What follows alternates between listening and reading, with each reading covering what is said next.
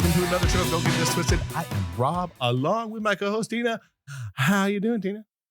I'm good. I'm hanging in there, Rob. How you doing? Oh, I've had a day. I've had a day today. So I lost a friend to cancer. So it's ex-girlfriend of mine from 11th grade. Just kind of one of those things where it's like, yeah, like we're getting older and you got to live every day. Because if you don't, you're just not promised anything. So yeah, this is going to be happening more and more. Yeah. And I think that, look, we have a new year coming and we just did the show on, new year and new you. I think that that's a big thing. Mm-hmm.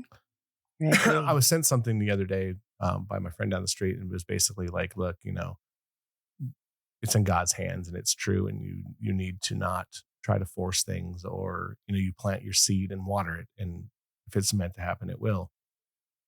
Which I'm a true believer, you can't plant the seed and then hope to bear fruit in a week. Like you have to keep watering it.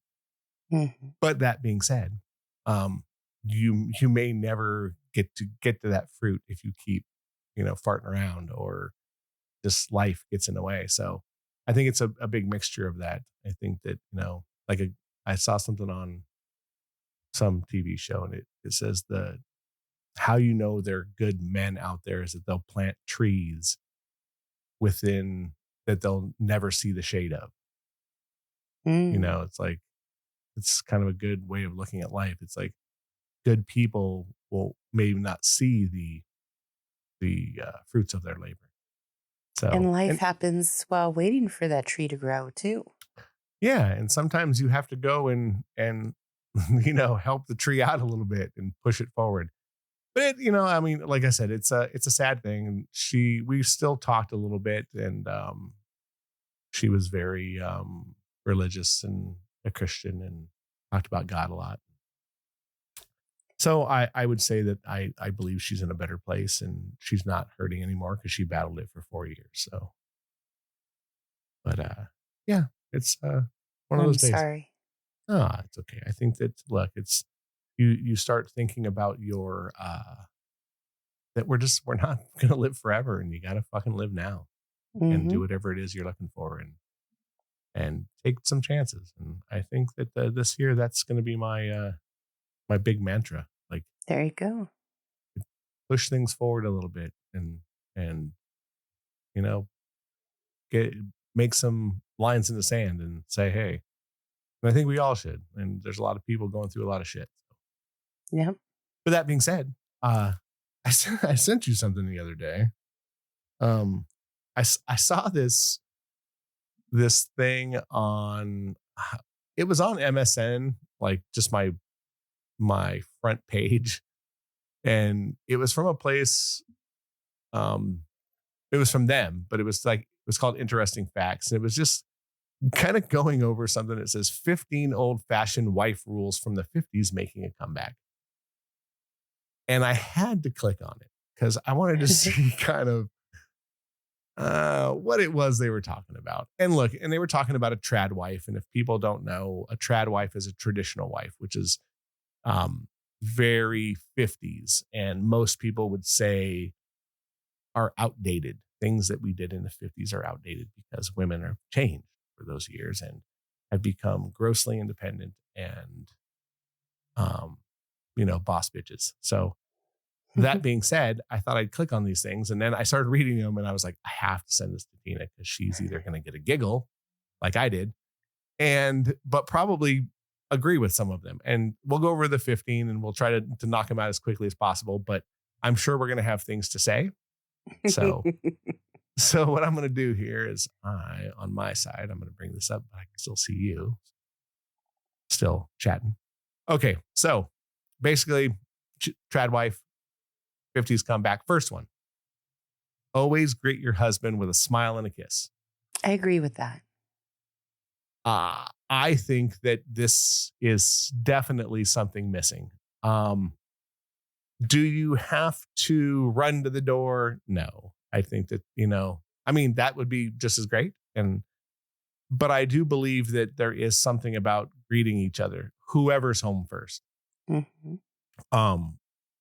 And it doesn't have to be this makeout session, but I think you should take a minute or two to embrace, kiss each other, you know, say, I'm glad you're home safe, and then do whatever it is that continues after that. And that could be starting dinner, whatever, take a shower, get ready for the night, whatever it is.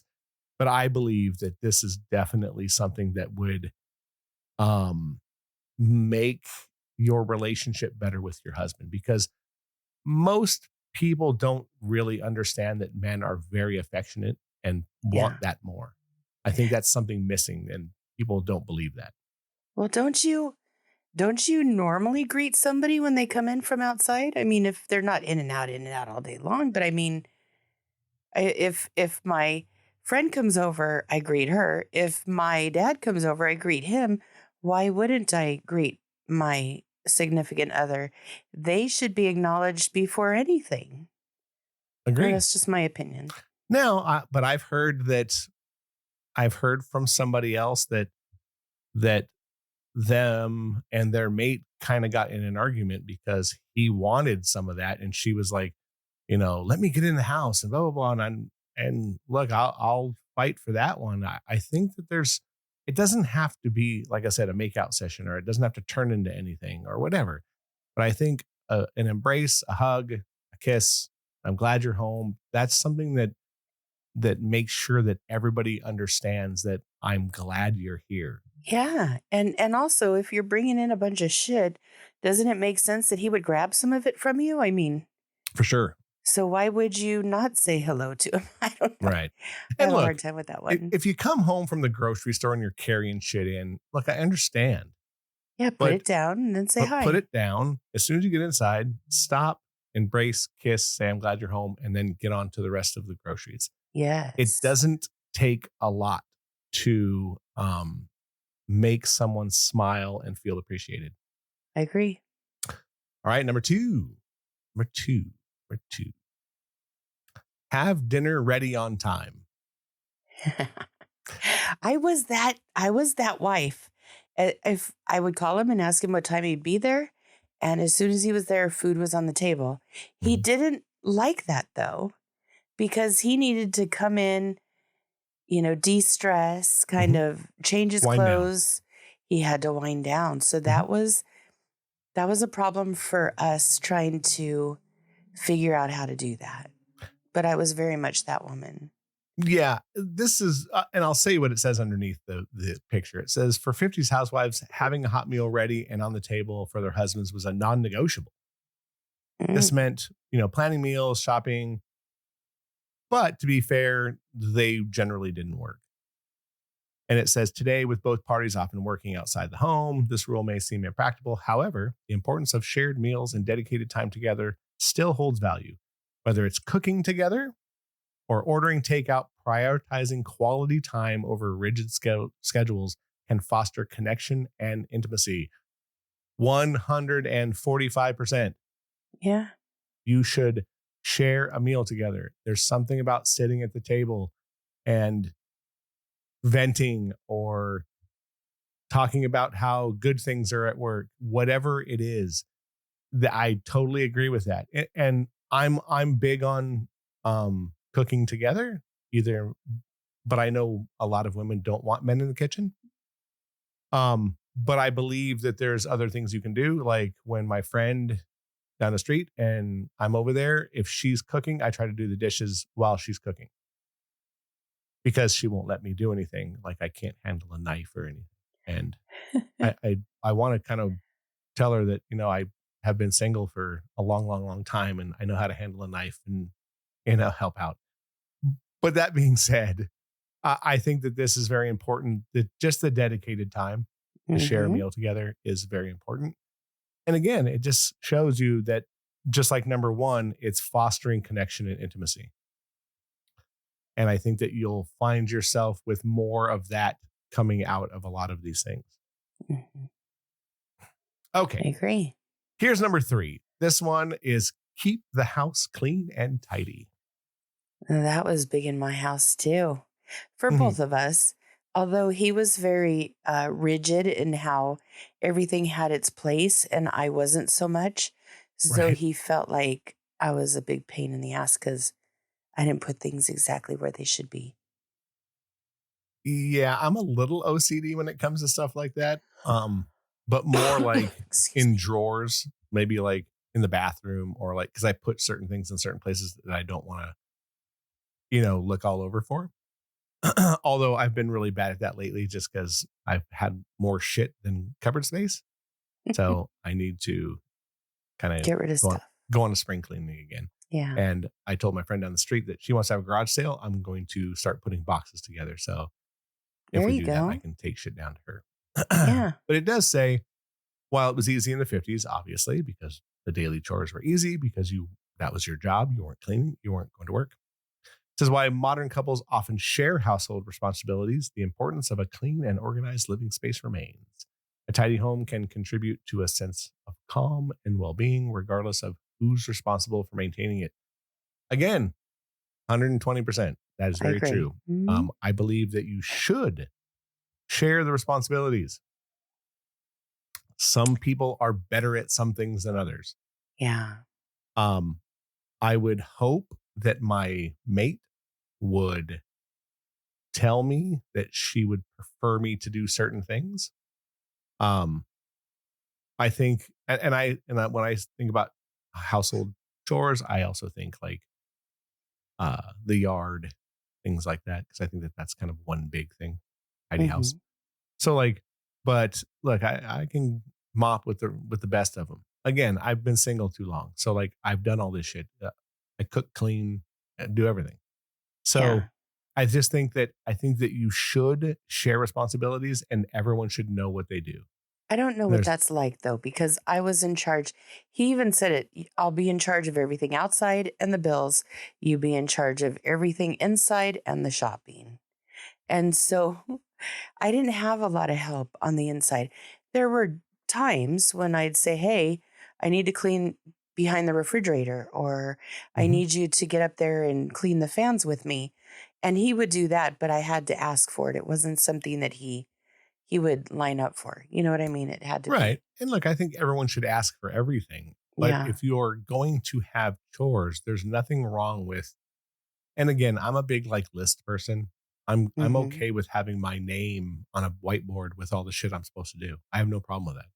I just think that that's also keeping people responsible. Accountable. Yeah. Yeah, accountable for what you're supposed to do. Yep. So, but I definitely think that that's an important thing, and a clean household it does make for a sense of calm and well-being. I Absolutely. agree And with it. it's a home you want to stay in. Mhm. Okay, number 4. This one I think we're going to get some slack on. Dress to impress for your husband. In the 50s, women were expected to dress elegantly and stylish for their husbands while doing housework. This meant donning dresses, heels, and makeup to create the alluring appearance of doing everyday jobs.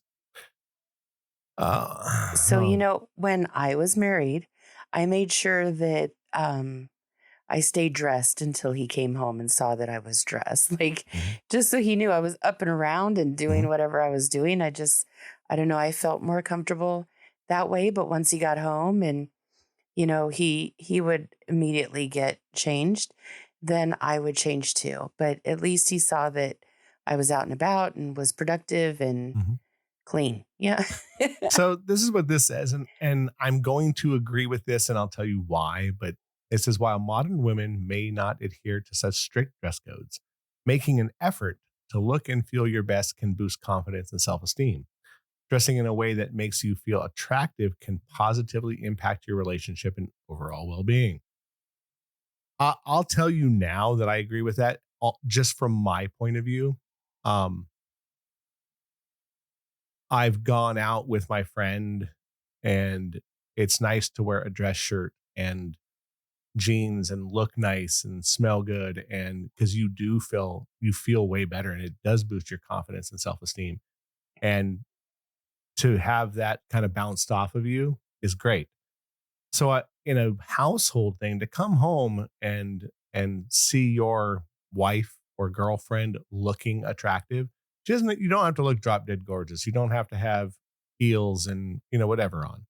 But there is something about still looking cute. You can dress up sweats and a t-shirt and still look pretty. You know what I mean? Yeah, and I also think too that men are such visual creatures that if you're Hmm. always looking like a big slob and you don't take care of yourself, they are seeing what is opposite of you out there. Correct. So I always say give yourself the best hand up that you Yeah. can and And and look, put on and some to be makeup, look your best. and look, and I'll be fair to the other side of that.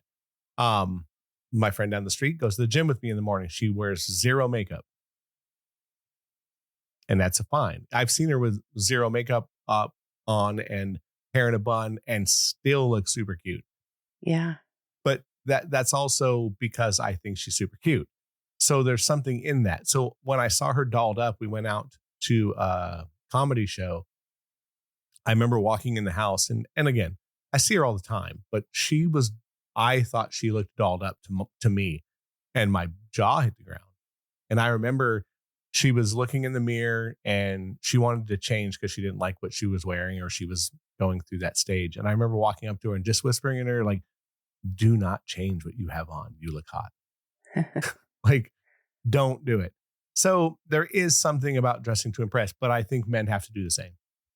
Yeah. You have to look good for your mate. I think it makes everybody have confidence and go, wow, like he looks good for me and he's dressing up. And I always told you before on here that I think there's something to that. Like if she's gonna wear something really good and look nice, I'm gonna do the same. And if she's Right. wearing, sweats and a t-shirt, I can dress that down and I can still look presentable. Exactly. So I think there's something to that. And again, I think that it'll impact your relationship. You dress up for your man or you wear something sexy for your man and you want some loving, I guarantee you he's going to recognize that Yep.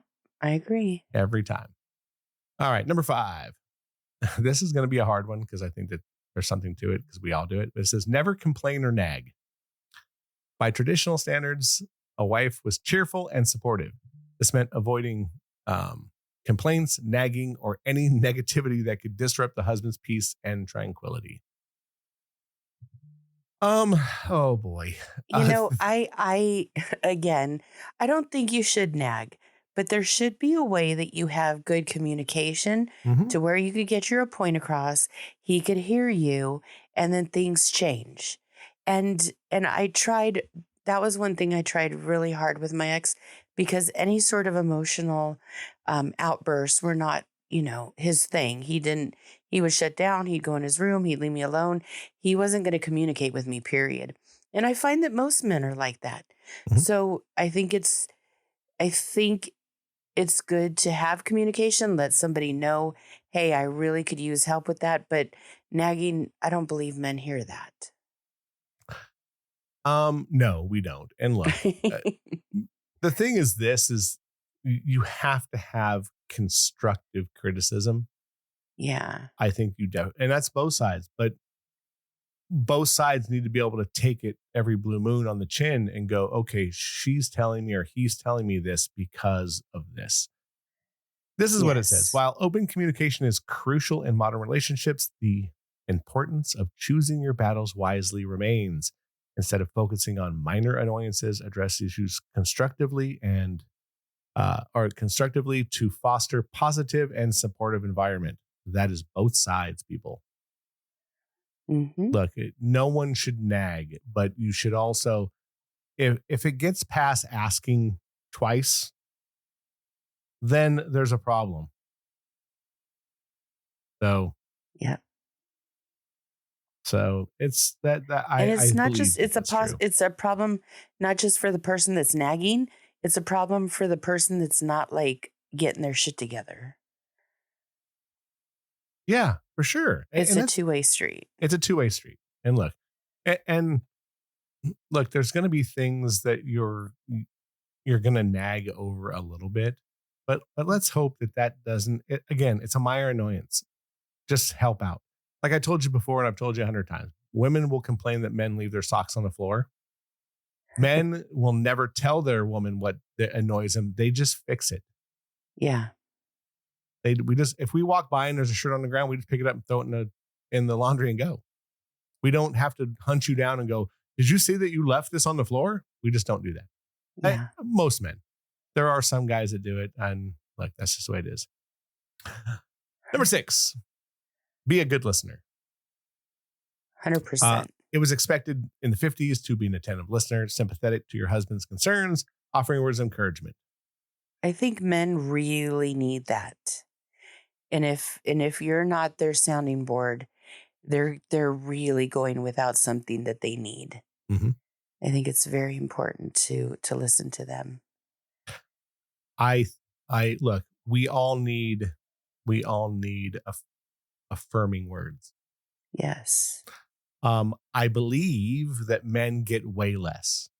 I mean, the suicide rate wouldn't be almost 4-1 if we did. Wow. We just don't. And I'll say it, and I know that we could argue until we're blue in the face. People don't care about men. Generally, we fight our own battles. We suffer in silence, and you guys also lucky, make it really hard, though, because I have friends that are guys, and trying to get them to talk to me is next to impossible. You excluded. You and I, we could talk about whatever, and you'll tell me what's going on. But the majority of them, they don't. And you could see the angst and the worry in their faces. Mm-hmm. And you could ask what's going on or how they doing, and you don't get an answer. And I have a problem with that personally because I am a talker. So I always say, please talk to me. Tell me what you need, what is going on with you. But they don't want to do that. No, I agree. And look, I think a lot of women have people they can, they have a lot of more friends than men. Yes. They can.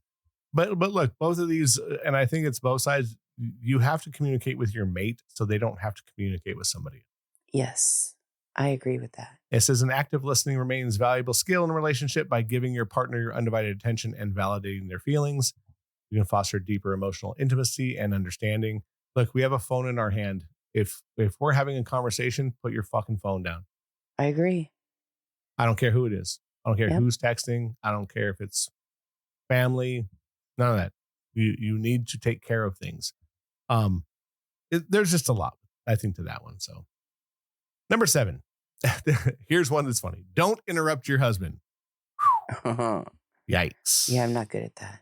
That's a rough one. It says interrupting was considered rude and disrespectful in the 1950s when women were expected to wait their turn to speak and avoid interrupting their husbands, even if they had something important to say. I think everybody should wait their turn to speak. I agree. And look, I think that both of us, both sexes, are very guilty of cutting people off. Agreed.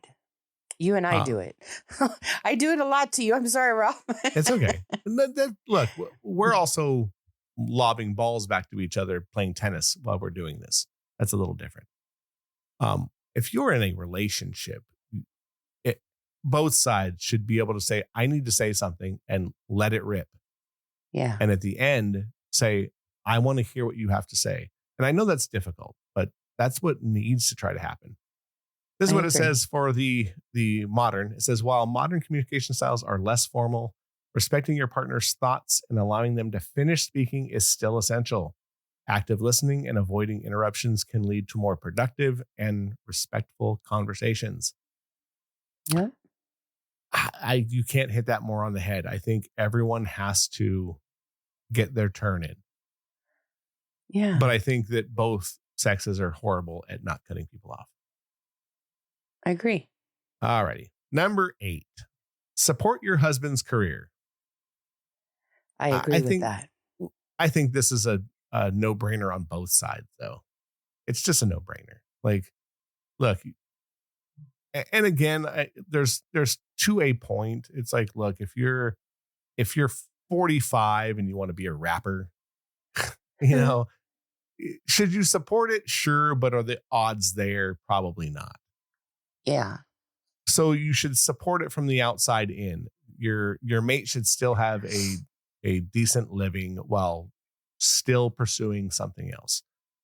I think everyone should be supportive of whatever it is your mate wants to do. I agree. It's just important. You have to do that. It says, while modern couples often share career ambitions, mutual support and encouragement remain vital. Celebrating each other's achievements and providing a strong support system can help both partners thrive in their personal and professional lives. And it feels good to be supported.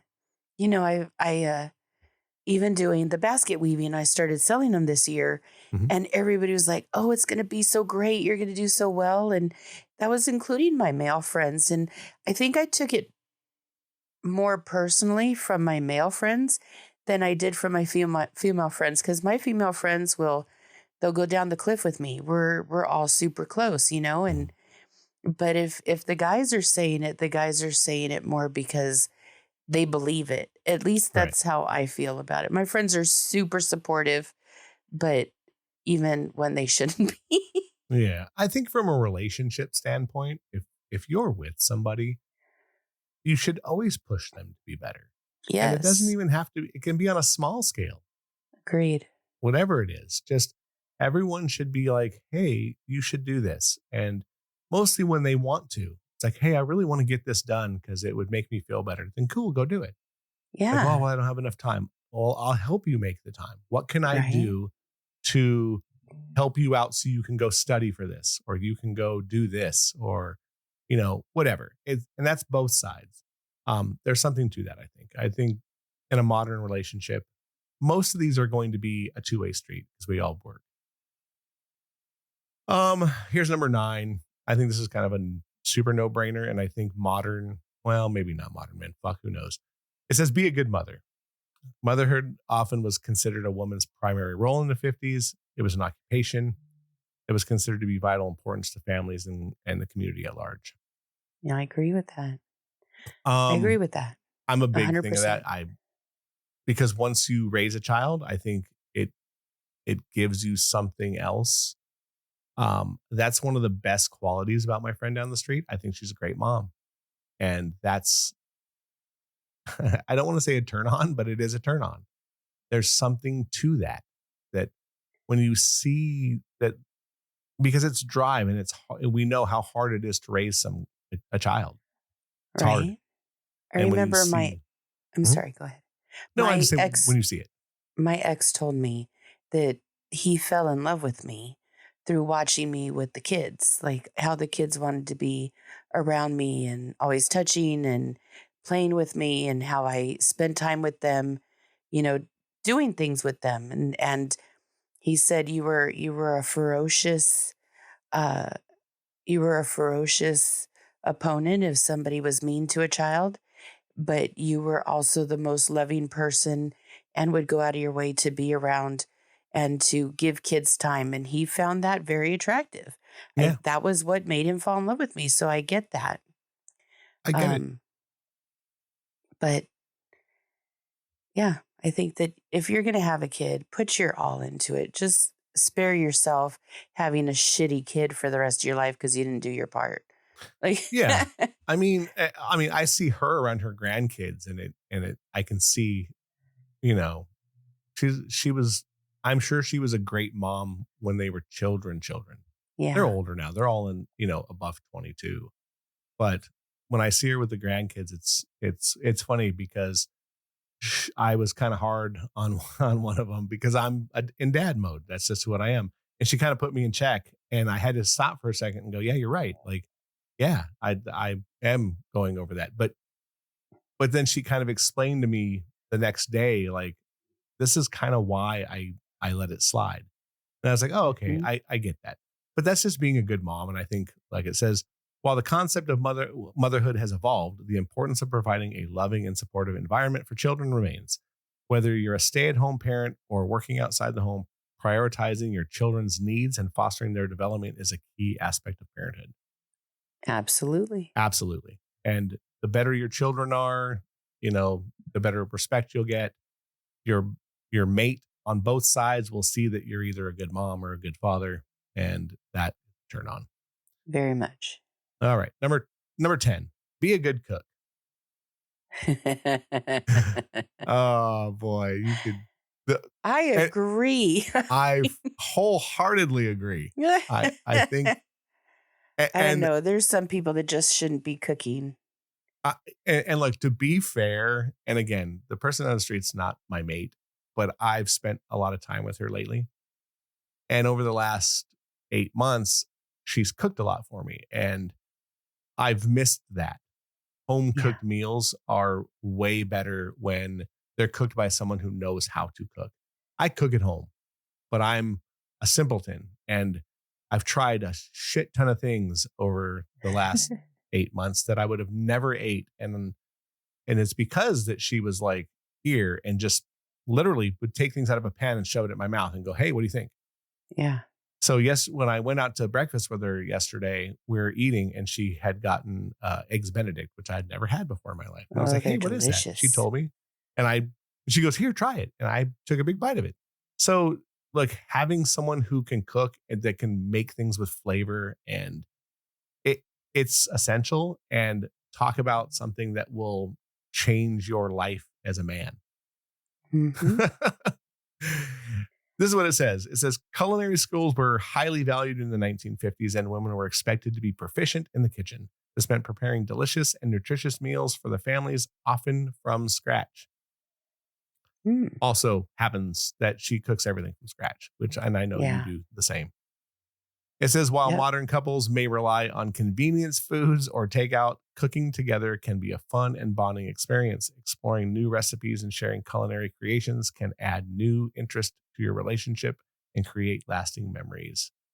Yes. I I agree. agree. And look, men that listen to this show, or actually women who listen to the show, high five, because when you are around people who can cook very good, um, I've lost a lot of weight in the last 8 months, but I could find myself. I make jokes to her all the time, like, man, if I was ever with you, I'd be as big as a house because she Yeah. cooks good food. So it's important. And I think that women, if you spoil your man with food, he will be a good man because we like food and sex. Right. So They're guys are pretty easy to keep we're simple happy or to keep content. because we're Sex is simple one of those creatures. things. Feed them. That's Yes. how it works. Yeah. Well, Yeah. and again, that's just because we are simple creatures. We are. And I Hmm. think, and not to say that women can't be, but generally you're not. I get So, you. ooh, get a little closer to your mic there, lady. Can't hear Are you. you not hearing me? Mm-mm. So, um, here's a good one. And I think that this is kind of a bigger one. And Do I you hear think me this, now? yes, perfect. Okay. Um, Here's one that I think is for both sides, and I'm going to say that I think women are just do it more. Don't discuss marital or relationship problems with others. That's a big one. Mm-hmm. It said in the 1950s, emphasized the importance of maintaining a united front in marriage. Discussing marital problems with friends or family was discouraged, as it was seen as airing dirty laundry and potentially damaging the couple's reputation. Mm. That's exactly the same thing today. Nothing has changed. I If believe that you always want to talk about your mate in the best possible light. Yes, because once you shit on them one time, your friends will always think they're that shitty guy, Yeah, I agree. no matter what. So, and I think that it, like I've talked before on here before, and people hate it. It really don't do it with single friends because they'll bury him every single time Oh yeah, because that misery loves company. absolutely. It says while seeking outside support can be helpful in modern relationships, discretion is still important. Choosing trustworthy confidants and focusing on situations rather than simply venting can lead to a healthier communication and conflict resolution. Absolutely. Yeah, I would say trustworthy confidants are people who are professionals who have no horse in the race. Yep. If you can talk to someone on the outside who isn't your friend, they're generally going to tell you you're stupid, and they're going to say, stop arguing over this shit. They're good people. You know, don't ruin something that is good because of something so stupid. Where your friends or relationship people or family will be like, well, fuck it, just leave them because it's so easy to do now. Yep. I think you need to be careful about getting rid of good people in your life over something stupid when someone else is telling you you're stupid instead of the people that you live with. I think communication within the couple starts there. Um, I forgot where I heard it, but someone was talking about when you start dating somebody, you should do couples therapy. I don't know about all that. Like, eh, a lot of counselors kind of suck, to be honest with you. I think you have to find one. I've heard so many bad Mm. people that are bad counselors that just really messed up a relationship before they even got a chance to fix it. And I would be I would be very cautious of Weary. that. Mhm. We're leery. Yeah. Yeah. So here's one that I think is good and bad, I guess. Be a gracious hostess.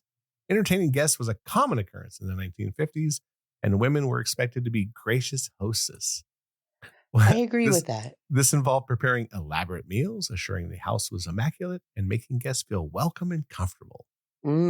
I agree with that Yeah, still. I think that that's a 50s, 60s, 70s thing. I mean, Yeah. our parents did that.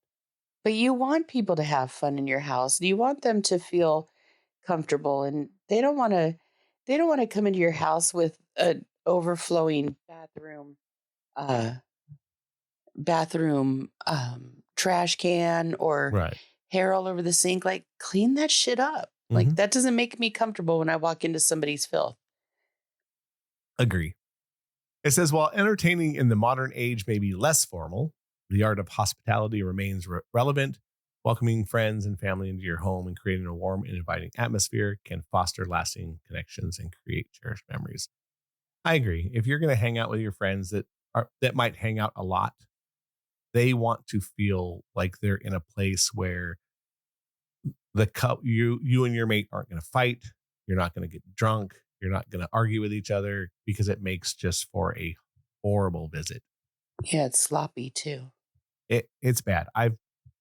I've been around my friend, and he and his wife were very intoxicated and screaming at each other from Yeah. the balcony of their house to the outside where we were sitting. Oh, so fun. Yeah, It my was friends have torn it up like that too. It's I'm the one that seems to be in the mix though, because I'm trying to calm their asses down. mhm. It Not was fun. rough. I'm telling you, Yeah. it was Mhm. very difficult. So I couldn't. It, I have issues being around them when they're intoxicated. And look, I can tell you, I'm a happy drunk, and I generally keep very small social circles, and I kind of know my place. I know my lane. I don't get out of control. I do things a certain way, so I get a buzz and I stop. Yes. Um, but it's you do want people to feel comfortable and come over. I don't know about, I think everyone should be a gracious host. If you're hosting the event, you should be gracious. It's nice. Yes. All right. Here's number 13. Here's one that's going to rattle some feathers. It says, be financially responsible. So, woman, be financially responsible. I think that's important because if you're out spending money that you guys don't have and you end up in a lot of Mhm. debt that he's worried about paying for because he was the one working. Mhm. If we're talking back in the 50s, that's what men were doing. We're working. If they can't pay for what, you purchase, that's going to make it very uncomfortable. Yeah. Well, here's one for you that I didn't know, but it's pretty interesting. It says in the 1950s, women were often responsible for managing household finances, budgeting for Yes. groceries, and assuring that the bills were paid on time. This required careful planning and resourcefulness. I didn't know that, but it does make sense since they were home all day. They could probably make sure that the checkbook was balanced and that bills were getting paid. Yeah. In the 50s, they had a lot of weird shit too, like the milk got delivered.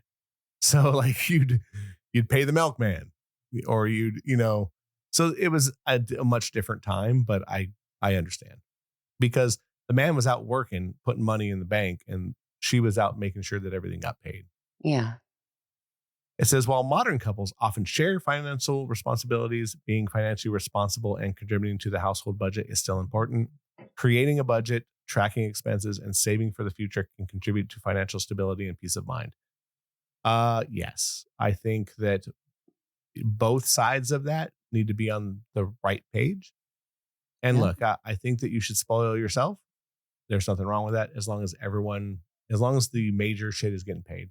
Like, I'm a big fan of, I was telling my friend on the street, like hair and nails. I like my girl to be pretty. I would pay for her hair and nails to get done. That's just me. I have Um, never had anybody do that. And I yes, would love that. that to me, that's just, and I told her I would do it for her. I go, that's just, I want to make sure because she feels prettier when her hair and nails are done. And if she feels prettier, you know what's going to happen. I get the best part of that. Right. If and like I buy clothes, I've bought her a couple of things, and she had never had any guy buy her anything, and she was like, "Oh, like shocking." And I go, "If I think you're going to look pretty in it, and you end up liking it, and you feel pretty in it, I'm going to get something from that. You're going to feel pretty. We might go out. I'm going to get lucky." Yep. So it's, but look, you can't do things if you don't have the money. There is financial responsibility. You can't just go out and shit the bed because that's what you want to do and then go, well, I'll see what happens at the end of the month. You just can't do that. I Right. can't live like that, but I'm also a single man and I pay my bills way ahead of time because I'm scared and I want to make sure that all my shit's paid and I'll suffer for a week. I hear Number you. 14, be respectful of your husband's authority. Whew, boy, let me read the 50s one first, and then we'll get into the modern take on that. The 1950s emphasized traditional gender roles, with the husband often seen as the head of the household. Wives were expected to be respectful of their husband's authority and defer to their decisions. Well, I think that happens on both sides. Like when I was raising my daughter, he had to defer to my choice. There's what I was doing because I was doing it. Whereas when he made choices, I had to defer to his, and support that. But he didn't ever make bad choices. So to me, it wasn't that wasn't a hard one. You pick somebody that's going to do the right thing and Right. you just go with it. Look, we've talked about it on here several times. I think traditional gender roles work. They've worked for thousands of years, and they can still work today. Um, look, I get it. I think that it's important that someone tries to lead. When men lead, I think women are more. They like that, right? Yes. They want someone to take that off their shoulders, It'd and be I think fantastic. that's important. Yep. It says while modern relationships are more egalitarian, multiple mutual respect remains essential. Valuing each other's opinions and making decisions together can lead to a stronger and more harmonious partnership. Yes, I think major things need to always be discussed. That's Agreed. just reality because then no one gets ass hurt over it, right? I Um, agree. uh, but I do believe that look, you even in passing, you should go, "Hey, I'm going to do this to the bill. I'm going to, you know, turn the internet speed down and we're going to pay less." Why? Just because we don't need it. We're not doing this and this and that. Um, I think everything should be talked about in passing, even if it's something small, but it shouldn't have to be discussed in major, things. Right. Um, but I look, I think there's something to having a leader, and I think that if at least the women around me, my friend has told me that, like, she likes where the man is in control and does everything, so she has less to worry about because it I makes agree. for people have it gives you peace. It gives everyone peace. I So agree. I think there's something to that. All right, number 15, since we're close here to the end, which I think this one is kind of a no-go, but you can probably do it in today's modern thing. It says, "Don't work outside the home." It says in the 19 Yeah, that's we should just throw that shit out the window. yeah, in the 1950s, women were often discouraged from working outside the home. Their primary focus was expected to be maintaining the home and raising children. Look, in a perfect world, that would be great, but It'd that's not be the way our life amazing. is. Yeah, It would be amazing. Well, and I think that that comes only from if you have a family. agreed. You know, I mean, look, there's if you can have two incomes and build and then have a family and then your wife can stay home because you've built savings, awesome. Yep. It says today women have more career opportunities than ever before. However, the choice to be a stay-at-home parent or pursue a career is a personal one. What's important is finding balance that works for you and your family. I also think today there's a lot of work from home jobs that Hmm. you could probably get a few hours here and there and still make a decent living to the household and still be around your kids. But I get it. I mean, look, if I could marry someone and not have to have two incomes, which means not live in the state of California, um, Hmm. it would be amazing. There's some because there's then all these things would happen, right? You wouldn't have to worry about the house being dirty or not having dinner ready or not being greeted at the door. It would be a lot easier because she would be home all.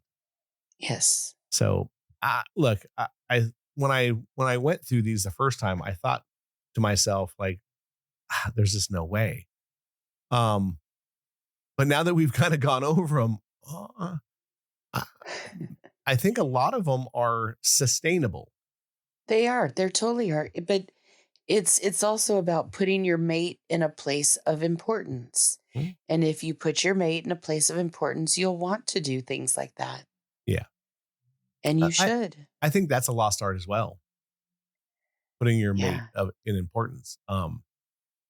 There is something to that. And again, I guess it all matters where you're at in life.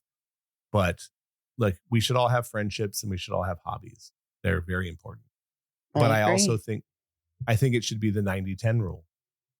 Your hobbies and your friends should be 10% of your life. The other 90 should be your mate. But that's I me. get that. I just think there's something to that. If you want a sustainable relationship, and again, relationships were different in the 40s and 50s, and we Hmm. can't argue that. Or we can't argue it. We can, until we're blue in the face. But I saw a couple, I was at the doctor's office and I saw this couple get off the elevator that had to be in their mid 80s, maybe, yeah, mid 80s. And he got off and he still had his hand on her back and started to hold her hand. And she was like walking slow, and both of them walked slow and sat down. And to myself, I thought, what have they been through? Right? Everything. Everything. Everything. Every modern shithead thing that could be done, every, you know, the modern phone, the computer, they went through the bar scene, everything, and they're still together. But And, they're and together because they put each other in a place of importance. They did all yes, these things because that's what they did in the 40s and 50s. and, There wasn't and I'll you say weren't allowed to 60s get and 70s. divorced. Right. I think, look, growing up, my dad put my mom in a place of importance, Yeah. and I saw that. So there's something to that. Mhm. I think that, and even now, I think that if you're in your 50s and starting a relationship and you have a family, it's still important to show your children that you're with someone that's good and wants to have a healthy relationship with you. Yeah, and you should Because show that, them that you want to be with them. well, but I think it's a trickle down, right? Let's say your kids are in their 20s and they're now um, have a blossoming relationship with somebody. Right. They should be able to look at their mom or their dad and go, this is what a healthy relationship looks like. He wants to take care of her. He's there for her if that's your mom, or vice versa, where you're bringing something to that man and their kid is going, this is what a great woman does for my father. Right. And it's a trickle down. So then let's say you're a mom and your daughters now see you with somebody, they're going to go, I want to be with a man like that because I want a relationship like hers because she's happy. And if you're in a Yeah. shitty relationship, they're going to see the same thing. And I've seen it with my kid. I mean, my ex-wife is in, I would say, a very good relationship, and they have their issues like anyone. But to see him, he's even talked about it like, oh yeah, they're in a good place. Awesome. I want him to see the same thing with the next person I'm with. And I want their kids, assuming she has them, to see that someone gives a shit about their mom and is in love with her and wants to make sure she's happy and at peace with herself. Absolutely. It's trickle down. It's a trickle down effect. And I think that those are the things that all these things that we just talked about are trickle down, where your kids will learn to cook for their mate. They'll be at the door and give them affection regardless. They'll do all these little small things that add up very, very quickly. Mm-hmm. They really do. All righty. Well, shit, we got through that very quick and I Quick. It's thought they been were 52 minutes. I know, and there's been a lot. I think there was a lot more that we agreed with now that I reread them. Yeah, absolutely. Than not. I think modern relationships, regardless of your age, can do those things. Absolutely. And I think you'll end up with a mate that is overly loving. You'll have way more intimacy, and that's every kind, But they mental will and also be physical. your best friend. Like you want to walk through life with your best friend. Correct. I totally agree. My mate has to be my best friend. Absolutely.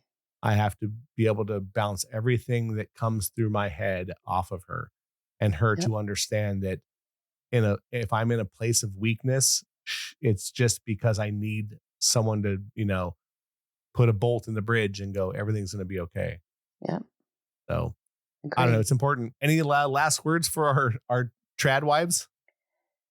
I'm kind of for it. I mean, do what you can. I think you should do for your family and for your mate as much as possible, and they should do the same. And if you do that, you'll have a good chance at living to be 80 and still married and still loving each other instead of hating on one another. Totally agree. I think that you can bring traditional values on both sides. Yes. And cultivate a modern relationship with as much traditionalism as you can. Absolutely. All righty. Well, until next week, you can check us out on whatever social medias I don't get deleted off of. Listen to wherever you can listen to these podcasts, which is pretty much anywhere, and share.